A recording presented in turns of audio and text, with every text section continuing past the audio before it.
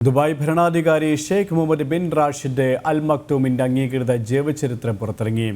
To be the first എന്ന പേരിൽ British ചരിത്രകാരൻ ഗ്രെയിം വിൽസൺ എഴുതിയ പുസ്തകത്തിന്റെ ഷെയ്ഖ് മുഹമ്മദിന്റെ ഇതുവരെ കേൾക്കാത്ത കഥകളും കാണാത്ത ചിത്രങ്ങളുമെല്ലാം ഉൾക്കൊള്ളിച്ചിട്ടുണ്ട്.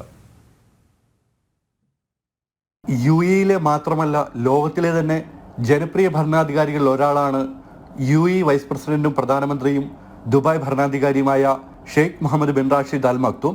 ആധുനിക ദുബായിയുടെ പിതാവെന്ന് അദ്ദേഹം വിശേഷിക്കപ്പെടുന്നു. ഗ്രേയാം വിൽസൺ എഴുതിയ ടു ബി ദ ഫസ്റ്റ് എന്ന് പേരിട്ടിരിക്കുന്ന പുസ്തകത്തിൽ ദുബായ് എന്ന വിസ്മയത്തെ കെട്ടിപ്പടുത്ത അസാധാരണ നേതാവിൻ്റെയും അദ്ദേഹത്തിൻ്റെ വിസ്മയിപ്പിക്കുന്ന ഉൾക്കാഴ്ചകളുമാണ് വിവരിക്കുന്നത്. ഗ്രേയാം വിൽസൺ 34 വർഷമായി യുഎഇയിൽ താമസിച്ചാണ് പുസ്തകത്തിന്റെ രചന നിർവഹിച്ചത്. ലോകത്തെ ഏറ്റവും പ്രായം കുറഞ്ഞ പ്രതിരോധ മന്ത്രി, ദുബായ് ഭരണാധികാരി, യുഎഇ വൈസ് പ്രസിഡന്റ്, പ്രധാനമന്ത്രി എന്നീ നിലകളിലുള്ള ഷെയ്ഖ് മുഹമ്മദിന്റെ പ്രവർത്തനങ്ങളെക്കുറിച്ച് പുസ്തകത്തിൽ വിശദമായി പ്രതിപാദിക്കുന്നുണ്ട്. ദുബായ് ഭരണാധികാരിയുടെ ഇതുവരെ കേൾക്കാത്ത കഥകളും കാണാത്ത ചിത്രങ്ങളുമെല്ലാം ടു ബി ദ ഫസ്റ്റിൽ ഉൾക്കൊള്ളിച്ചിട്ടുണ്ട്. ജനം, ദുബായ്.